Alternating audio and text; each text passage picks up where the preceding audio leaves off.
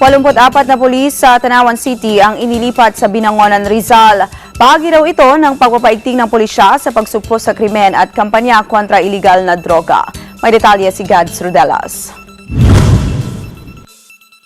70% o kabuuang 84 na miyembro ng Tanawan City Police Station sa Batangas ang nare-assign sa Binangonan Municipal Police Station sa Rizal simula ngayong araw. Kinabibilangan ito ng isang opisyal at 83 police officers. Ayon sa Batangas Police Provincial Office, Acting Director Police Senior Superintendent Randy Peralta, wala pa umanong malinaw na dahilan ng pagkakalipat ng 84 na pulis Tanawan sa Binangonan, subalit ito umano ay bahagi ng pagpapaigting ng kampanya ng pamahalaan hinggil sa kriminalidad at illegal drugs.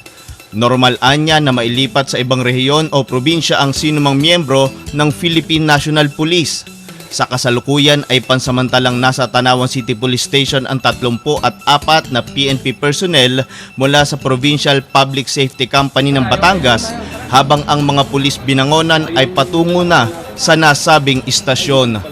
Mula sa Batangas para sa Eagle News, Gads Rodelas, I am 1 with 25.